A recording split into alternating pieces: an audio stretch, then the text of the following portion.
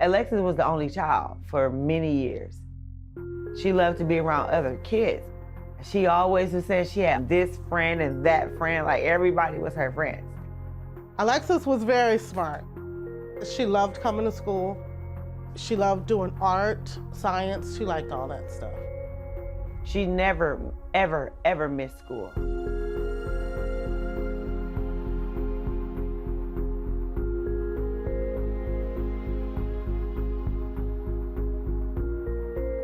I'm looking out the window because I normally see my baby walk. I watch my baby come home every day. So I ran across the street to the school. And when I went to the school and I asked Miss Rulin, "Where's Alexis?"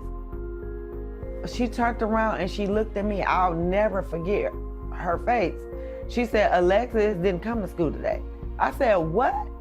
And she said, "Alexis didn't come to school today." I don't know what was going through my head. I just wanted my baby.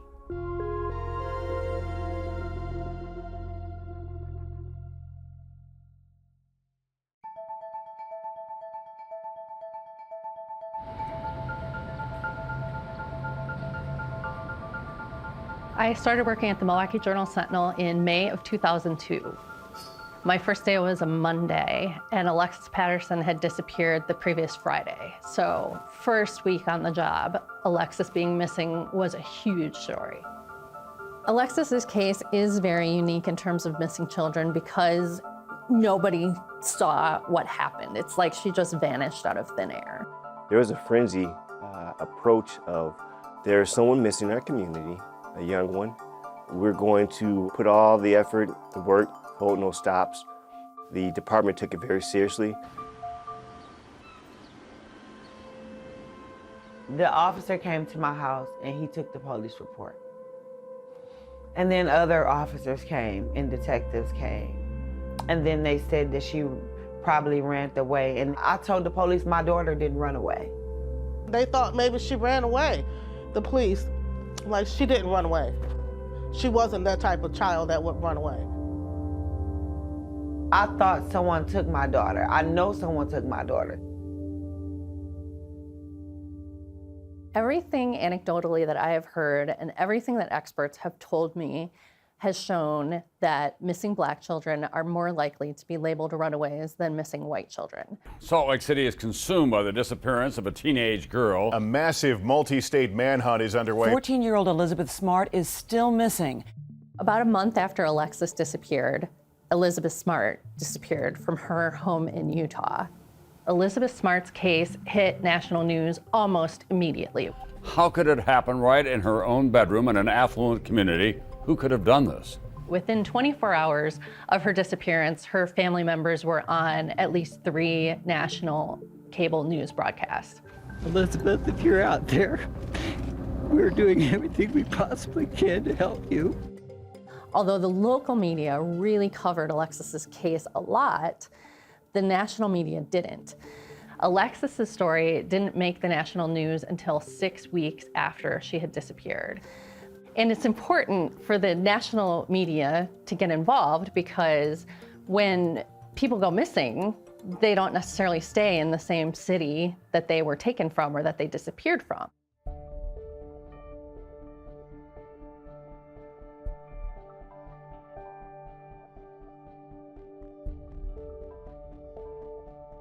Not long after Alexis and Elizabeth disappeared, the late PBS reporter Gwen Ifill coined the term missing white woman syndrome. Beautiful, usually blonde, attractive white women get a lot more media attention than Black women and girls who go missing. I can name several white women who have gone missing in the past 20 years. Natalie Holloway, Lacey Peterson, Gabby Petito. They're all over the news. And how many missing Black women or girls can we name who are missing?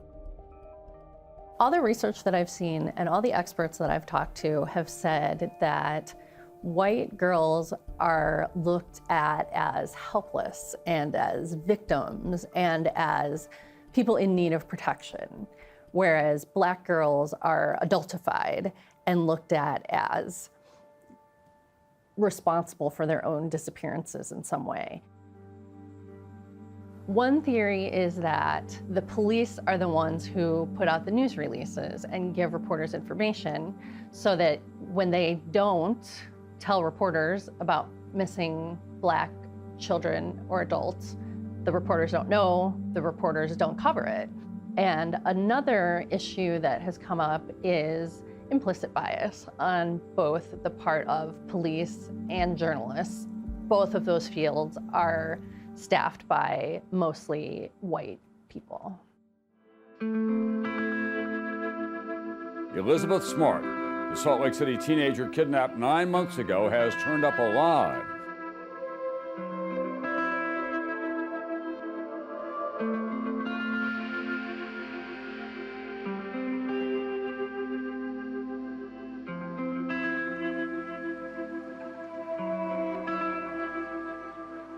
I just don't think she's ever mattered because of who she is. You know, her being a little Black girl and, you know, minority and from where she come from.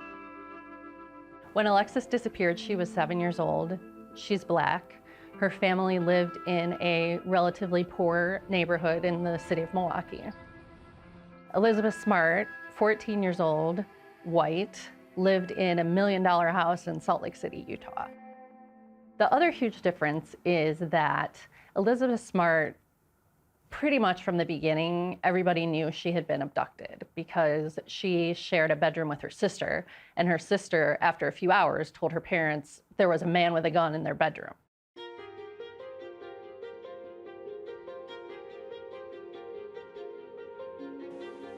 Alexis and her mother had a little argument before school.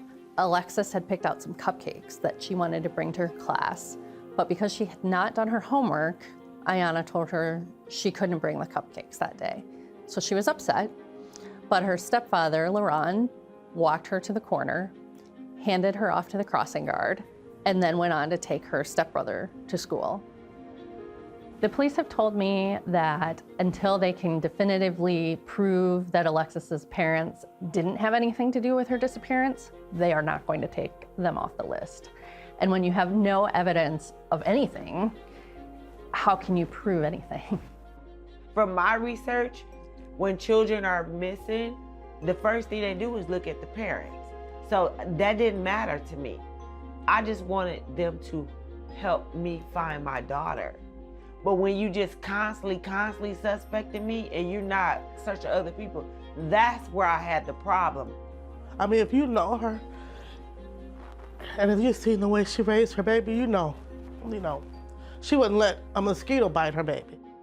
We have to look at all angles and check off the box the most simplest things. And so starting with the family, unfortunately, is one of those beginning points. And until that case is cleared with good, solid evidence, and that you have individuals held accountable for it, everybody's on, the table. The flaws in both the media coverage and the police investigation of Alexis's case aren't what happened in the early days. The flaws are that if she actually was abducted, the focus on her parents as suspects and so much effort being put in to try to find her kind of left some things undone in terms of trying to figure out who might have been responsible for taking her. Because if you think she's a runaway and she left of her own accord, you're not looking for a kidnapper. You're not looking for somebody who had done her harm.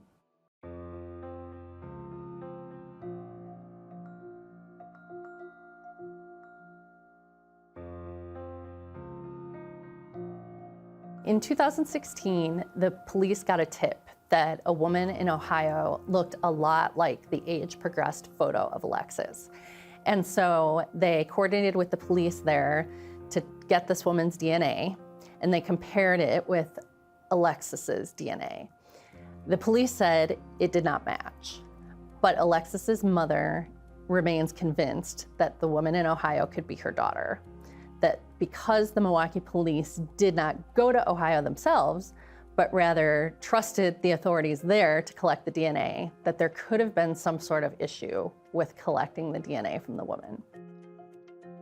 The woman in Ohio told one of my colleagues that she was willing to give her DNA because she wanted to put an end to this poor mother's suffering and doubt, but she says she is definitely not Alexis Patterson. The lady in Ohio has the same mark under her right eye as Alexis has. Also, the lady in Ohio has the same bump on her left pinky finger as Alexis has. I personally feel and professionally feel if we could resolve a case, there's no reason why we wouldn't. Is it troublesome to hear that a mother would believe that we have something to do with hiding evidence or having a case being resolved? Absolutely. Trust is a continuous process. It's not just a one-hit wonder. You have to continue to nurture it.